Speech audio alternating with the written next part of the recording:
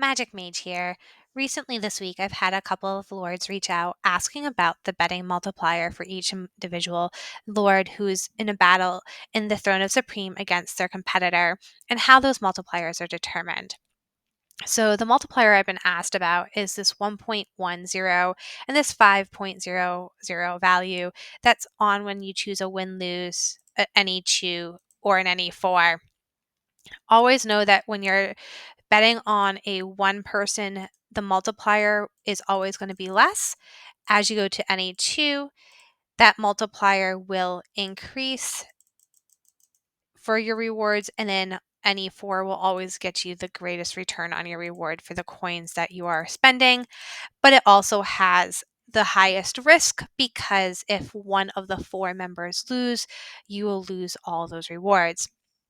With that idea of betting and high risk, low stakes, that's how these rewards are based on.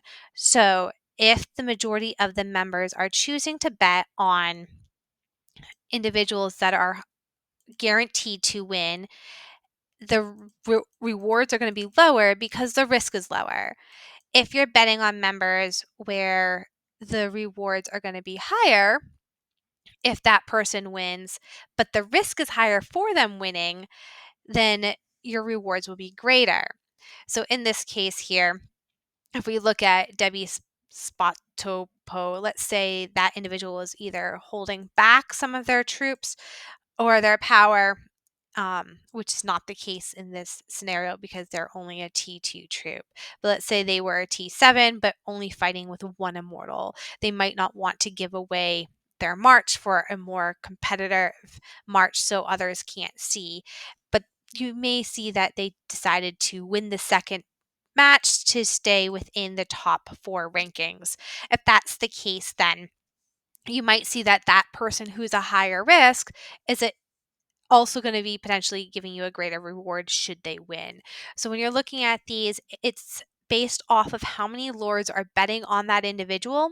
The more lords that bet on the individual, the more chances of that return on investment is going to drop. The less lords that bet on that individual to win, the greater that number will be. So, I hope this explains a little bit more about how these numbers are determined and when you're looking at them to see kind of where the generic population is choosing to place their bets.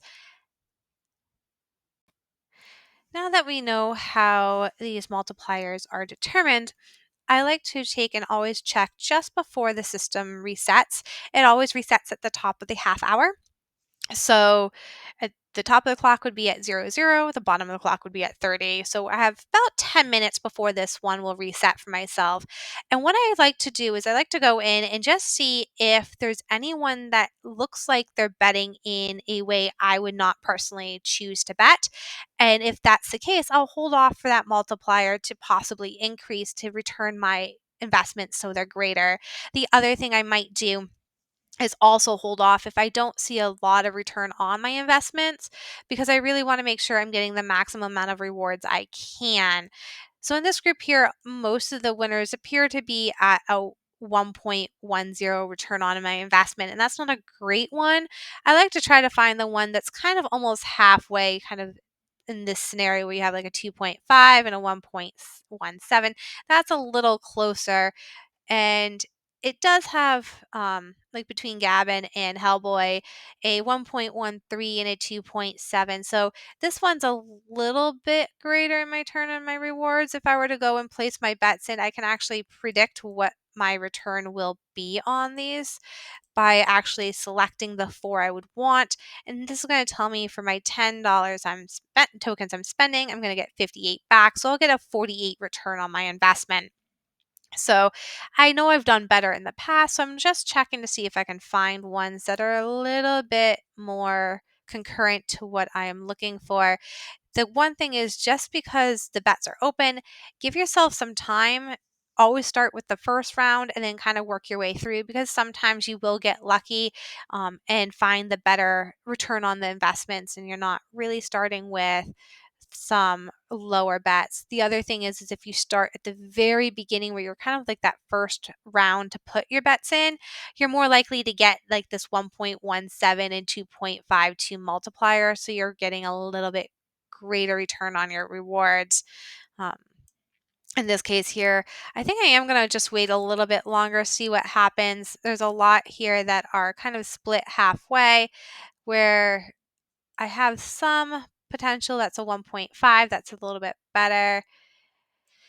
But these aren't at the point where I like to have at least 2 or 3 with at least like a 1.2. It gives me some significant advantage. The point 0.5 ones are really great if I can find one where the return on at least one of my bets I'm believing on is a point 0.5. That's going to really give me a drastic increase, and I'll show you why here.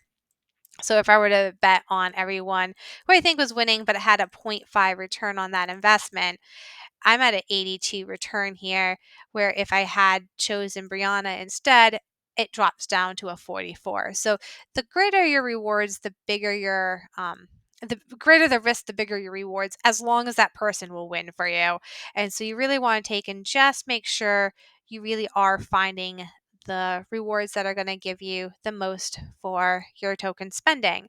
Now, if you haven't already, when you're going through this, make sure you are completing all your missions and try to do those earlier rather than later, because that's going to give you some more coins, which will allow you to increase that betting multiplier significantly. You can increase that up to times 9. And that's going to be important, especially if you're choosing, let's say, a choose 4 option with the highest rewards here. And these aren't who I'm going to bet for, but I want to show for purposes, if I were to bet on this and there was a great reward, I can get a return on this investment with 1,394 coins, betting on the more riskier players or the ones that not as many individuals have decided to place bets on at that particular time when I'm going in.